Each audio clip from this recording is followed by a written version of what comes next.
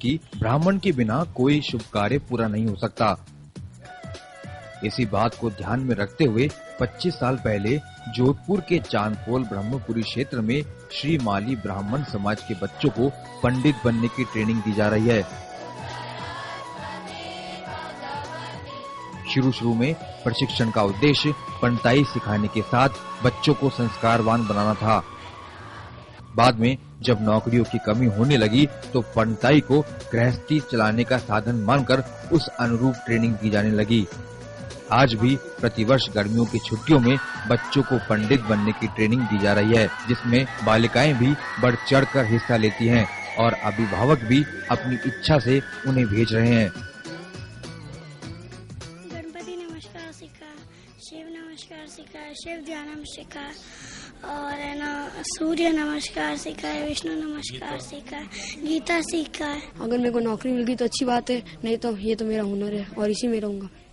ऐसा है, आजकल अगर देखा जाए तो रोजगार की जरूरत नहीं है। वैसे रोजगार की कई चीजें हैं, लेकिन पंडिताई जबकि हम लोग ब्राह्मण हैं, हम ये नहीं सीखेंगे तो कौन सीखे। पंडित बनाने से पहले बच्चों को हर तरह के संस्कार से रूबरू कराया जाता है।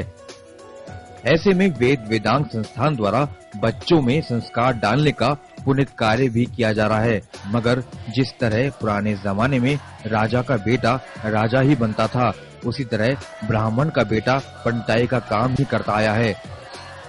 जमाना बदलने के बाद भले ही ब्राह्मणों की संतानें इंजीनियर और डॉक्टर बन रही हो, मगर वेद वेदांग संस्थान से जुड़े लोग खुलकर बोलने लगे हैं कि जब नौकरियां नहीं मिलेगी तब पंडिताई से ही काम चलेगा।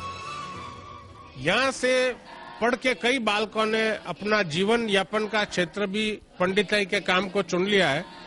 तो लगभग 50 से 100 बालक जो है वो पंडिताई का कार्य करके अपने परिवार का उदर पोषण भी करते हैं। हमारे में भी इंजीनियर है, डॉक्टर्स है, प्रोफेसर है, वकील है, बहुत कुछ है हमारे में भी, ऐसी बात नहीं कि नहीं है।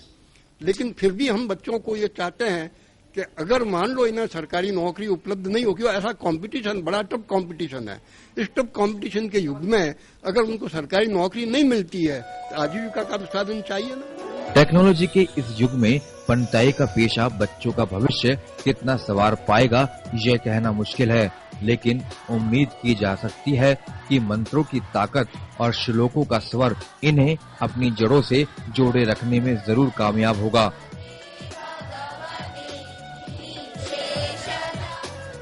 बदले जमाने में जब हर किसी की इच्छा इंजीनियर और डॉक्टर बनने की होती है, ऐसी परिस्थितियों में हर साल वेद वेदांग संस्थान गर्मी की छुट्टियों में पंडित बनाने की जो पाठशाला चलाते हैं, उससे हर साल 200 से अधिक पंडित निकलते हैं। और ये सोचकर कि अगर रोजगार नहीं मिला तो कम से कम इसको अपना का अपना पेट तो भर ही सकेंगे। कैमरामैन शिव सिंह के साथ राजीव गौड़, टीवी न्यूज, जोधपुर।